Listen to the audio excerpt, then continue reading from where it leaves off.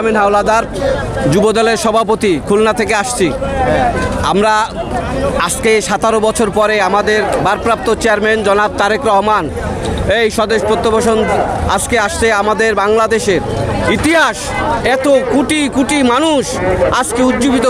হয়তো বাংলাদেশে আজকে এই জাতীয় নির্বাচন, এখানেই নির্বাচন প্রতিফলন হয়েছে, এখানেই নির্বাচন হয়েছে। জাতি দেখলো ভালোবাসা, দেশনায়ক তারেক রহমানের ভালোবাসা, দেশনেত্রী বেগম খালেদা জিয়ার ভালোবাসা, তারুণ্যের অহংকার তারেক রহমানের ভালোবাসা এবং মরহুম শহীদ প্রেসিডেন্ট জিয়াউর রহমানের যে আদর্শ, সে আদর্শিত হয়ে আমরা খুলনা থেকে এই এত দীর্ঘ পথ পাড়ি হয়ে আজকে আমাদের দেশনায়ক জনাব তারেক রহমানের আমাদের আস্থার স্থল আমাদের প্রাণপ্রিয় নেতা, আমাদের অভিভাবক, আমাদের বাংলার 18 কোটি মানুষের অভিভাবক, তাকে আমরা নিজ নয়নে নিজ চোখে দেখে আমরা আত্মতৃপ্তি পেয়েছি।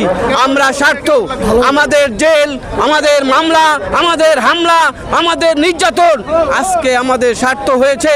আমাদের দেশনায়ক তারেক রহমানের কাছে পেয়েছি, আমরা অভিভাবক পেয়েছি। আগামী দিনে এই বাংলাদেশ জাতীয় নির্বাচন আমরা সুন্দর সুষ্ঠুভাবে তার নেতৃত্বে, তার হুকুমে, তার অধিকারে, তার কথায় আমরা নির্বাচন করব এবং আল্লাহর রহমতে, অশেষ রহমতে এই বাংলাদেশ জাতীয়তাবাদী দল বিএনপি রাষ্ট্রীয় ক্ষমতা দেবে।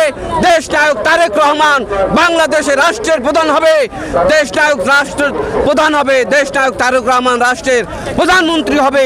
আমাদের এই কষ্ট, আমাদের এই আকাঙ্ক্ষা, আমাদের এই ছাত্র জনতা যাদের শহীদ হয়েছে তাদের রক্ত বৃথা যাবে না এবং মানুষের কষ্ট দুর্দশা বৃথা যাবে না। তারেক রহমান সবার জন্য বাংলাদেশে একটি স্বাধীন বাংলাদেশ হিসাবে গড়ে তুলবে এবং বাংলাদেশের মানুষ শান্তিতে বসবাস করতে পারবে। দেশনায়ক তারেক রহমানের নেতৃত্বে এ বাংলাদেশ সুষ্ঠু সুন্দরভাবে জাতীয় নির্বাচন করে বাংলাদেশের একটি জনগণের আস্থার প্রতীক হিসাবে ধানের শীষের ভোটে নির্বাচিত রাষ্ট্রের প্রধান হবে। আপনাদের সবাইকে ধন্যবাদ। বাংলাদেশ জিন্দাবাদ।